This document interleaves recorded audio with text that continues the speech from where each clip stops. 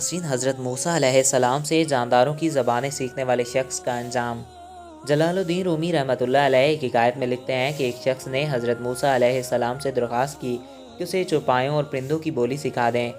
آپ نے اسے منع کیا کہ یہ بات خطرناک ہے، وہ اس سے باز رہے۔ اس نے اصرار کیا تو حضرت موسیٰ علیہ السلام نے اسے کتے اور مرغ کی بولی سکھا دی۔ صبح کے وقت اس کی خادمہ نے دسترخوان جھاڑا تو باسی روٹی کا ٹکڑا مرغ پر گر پڑا۔ مرغ نے اس ٹکڑے کو اٹھا لیا۔ کتا مرغ کے پاس آیا اور اس نے کہا کہ مرغ تو دانہ بھی چگ سکتا ہے اور کتا دانہ نہیں کھا سکتا، لہٰذا مرغ وہ روٹی کا ٹکڑا اسے دے دے۔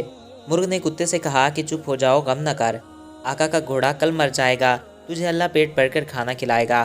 مالک ان کی بولی سمجھ رہا تھا، اس نے گھوڑا فروخت کر دیا اور اپنے آپ کو نقصان سے بچا لیا۔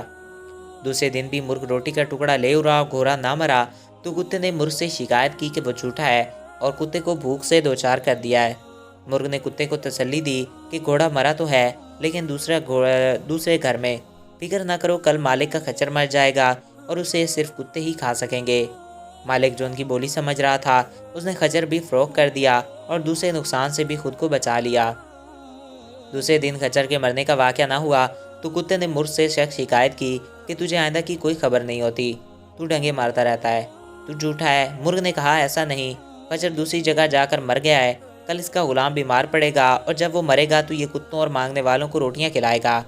مالک نے یہ سنا اور غلام فروخت کر دیا اور دل میں بڑا خوش ہوا کہ اس نے کتے اور مرغ کی بولی سیکھ کر بڑی دانائی اور حکمت سے کام لیا اور کس طرح 3 نقصان اپنی دانائی سے ٹال دیے۔ تیسرے دن اس محروم کتے نے مرغ سے شکایت کی، اسے جھوٹا، فریبی اور دغا باز کہا۔ مرغ نے کہا کہ میں اور میری قوم جھوٹ سے سخت دور ہیں، ہم صبح اذان دیتے ہیں تو لوگ نماز پڑھتے ہیں، اگر بے وقت اذان دینے کی عادت ڈال لیں تو ہم ذبح کر دیے جاتے ہیں۔ وہ غلام بھی فوت ہو چکا ہے، ہمارے مالک نے اپنا مالی نقصان تو بچا لیا ہے مگر اپنی جان پر بوجھ لاد لیا ہے۔ مرغ نے اگلے دن مالک کے مرنے کی خبر دی اور بتایا کہ اس واقعے پر اس کے ورثہ گائے ذبح کریں گے اور کھانا تقسیم کریں گے۔ یہ سن کر وہ شخص حضرت موسیٰ علیہ السلام کی طرف بھاگا اور سارا واقعہ سنایا اور بتایا کہ میں ڈرا ہوا ہوں کہ کتے اور مرغ کی پہلی تینوں باتیں سچی تھیں، اب جب کہ انہوں نے اس مرغ کے مرنے کی خبر دے دی ہے تو حضرت موسیٰ علیہ السلام ہی اسے پناہ دے سکتے ہیں۔